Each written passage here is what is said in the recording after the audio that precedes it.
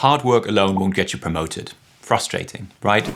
You might have all the right skills to thrive in pharma consulting, yet the promotion never comes. Let's fix that, starting now. Today, I'll share 8 things you can put into practice straight away to fast-track your path to the next level. These are strategies I've personally used to accelerate my own career, and I've seen them work time and again for others in pharma consulting. You've probably heard the phrase, act the part before you get the part. But what does that really mean?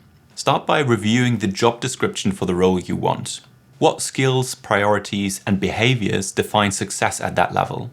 No matter how well you do your current job, it won't be enough to move up. You need to go beyond your existing responsibilities, take ownership, volunteer for new challenges, and solve problems proactively. Finally, start acting like a peer to those already at the next level. Match their communication style, adopt their mindset, and demonstrate leadership ambition. That's how you get noticed and promoted. Moving on to point 2, visibility. Getting promoted isn't just about being a high performer, it's about being seen as one. If your work is buried in a report no one reads, your contribution stays invisible. That's why you need to focus on projects that put you in front of the right people and clearly highlight your individual impact. But here's the catch. Visibility doesn't mean just any visibility.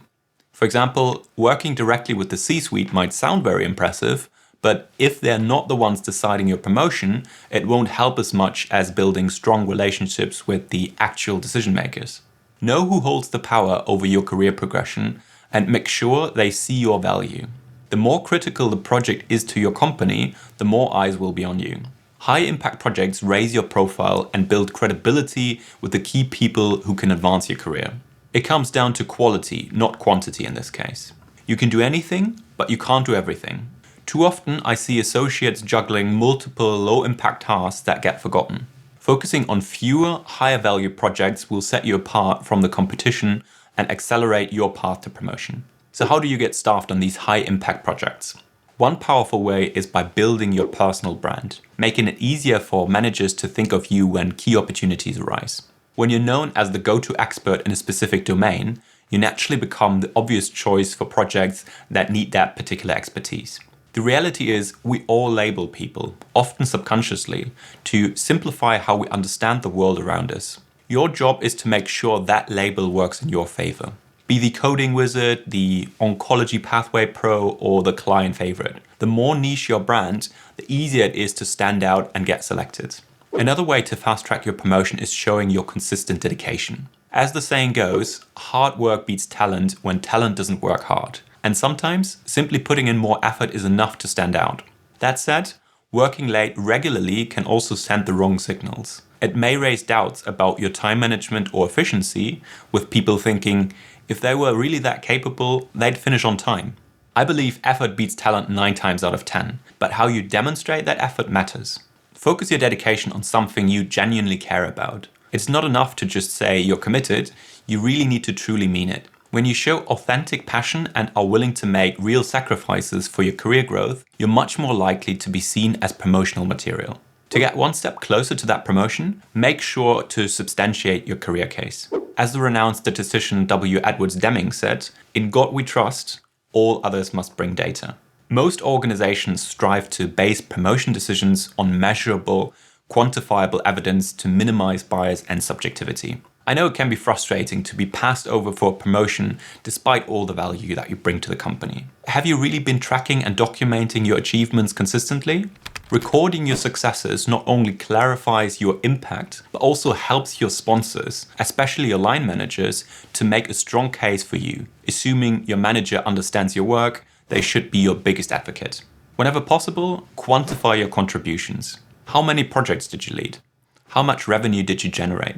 Did you reduce delivery timelines by 15%? The more you connect your work to measurable business outcomes, the stronger your promotion case becomes. Just as you wouldn't hire a designer without seeing their portfolio first, decision makers want clear evidence of your value. When documenting your value add, be specific and avoid vague claims. Create a living document detailing your individual contributions and their measurable benefits to the company. Share this file with your manager ahead of promotion cycles to equip them with the compelling arguments on your behalf, even when you're not in the room.